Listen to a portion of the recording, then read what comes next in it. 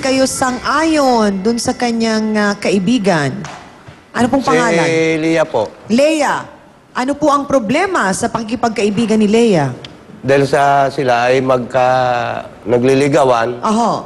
At saka isa ito, hindi ko magustuhan, yung lalaki po ay isa sa mga membro ng PRAT. Nga isa siyang opisyal sa PRAT. Sigurado ho kayo dyan sa sinasabi po ninyo. Opo. Malaman lang po natin, Mang Amado, ito pong anak na sinasabi ninyo, ano pong pangalan? Lia po. Leia. Ilan po bang anak ninyo? 3 po. 3. Yung una po muna, ilan ang anak ninyo dun sa una ninyong asawa? 3 po. 3. Babae po o lalaki? Lalaki po. Lalaki lahat? Opo. Okay. So, pangalawa po, Lalaki rin po. ilan po? Isa rin po. Isa lang. Okay, so 4 na po lahat. Opo. Ang pangatlo po ninyong kinakasama, ito pong nanay ni Leia, ilan po ang anak ninyo dyan? 3 po. 3. Opo. Si Leia po ay pang-ilan? Unang panganay ko po yun.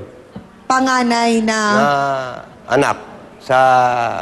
at unang anak nyo din na babae? Opo. Lumalabas. Kasi parang sa una, sa pangalawa, puro lalaki. Dito po sa pangatlo, nagkaroon kayo ng anak na babae. Opo. Si Leia, ilang taon na po? Mag-22 na po yun. Magto-22. Ito pong sinasabi ninyong ayaw nyo na kaibigan niya, ano pong pangalan? Kung tawagin po, Totoy. Base po sa napag-alaman ko, sa aming naging research, si Totoy po ba at yung Marlon ay isang tao? Opo. So yon.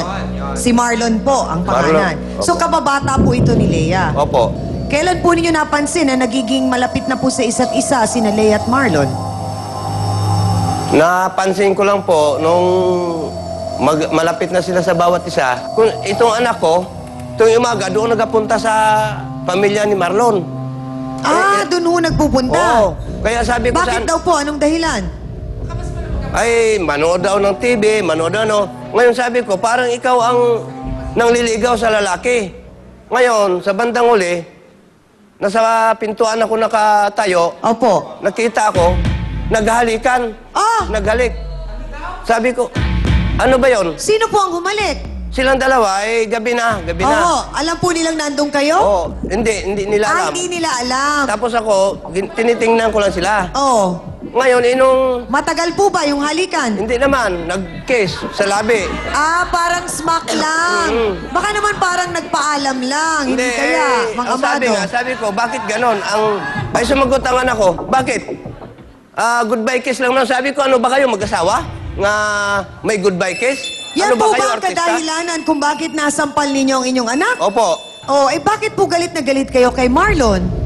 Dahil po sa nangyayari na naglalakad sila, Sino po? si Marlon. Okay. Ngayon, nabugbog, anuhan sila, nabugbog. Kasama po si Leia. Kasama si Lia. Oh. Nung gumita si Lia. Nung gumita si Lia ang nabugbog. Oh. Nakagulong na si Lia sa Sahig. kalsada. Sa kalsada. Tinatadyakan ng lalaki. Ano pong ginawa ni Marlon? Tumakbo. Hindi niya lang naman tinulungan si Hindi naman po pala tama yun. Kaya doon ako nagalit. Kasausawan, nabigyan na po natin ang pagkakataon si Mang Amado para maisiwalat po ang kanyang sama ng loob sa kanyang anak. Alamin nga natin kung bakit nga ba hindi niya naiintindihan ang dahilan ng kanyang ama kung bakit hindi nito gusto ang kanyang kaibigan. Bakit nga ba? Leia Langamon, pasok!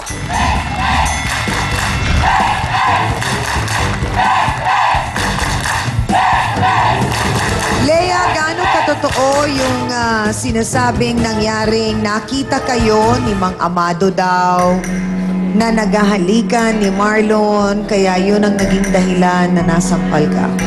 Yung nagkukwentuhan po kami ng magkakapatid. Kasama ko yung mga kapatid ko, nagkukwentuhan kami. Tapos sabi niya po, pumasok na kami. Tapos si Marlon po, sabi niya, goodbye kiss. Sabi ko, sige. Tapos hinalikan niya po ako sa pisngi. Nakita naman po ni tatay. Sa pisngi ka hinalikan? Opo, tapos nagalit po si tatay. Dahil bakit daw po kami sa labas naghahalikan. Sabi ko, hindi naman po kami nag-aalikan. Goodbye kiss lang po yun. Paano kaya ipagtatanggol at ipaglalaban ni Lea ang kanyang kaibigan sa kanyang ama? Malalaman po natin ang lahat ng yan sa pagbabalik po ng pambansang talakserye ng Pilipinas sa ang paborito ninyo, Face to Face.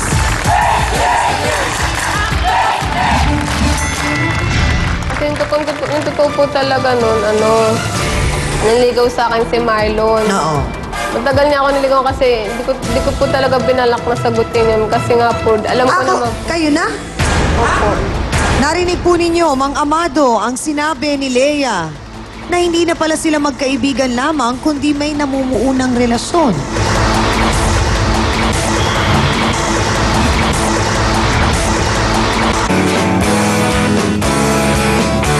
Face to Face is brought to you by Ever Bilena, EB Naturals,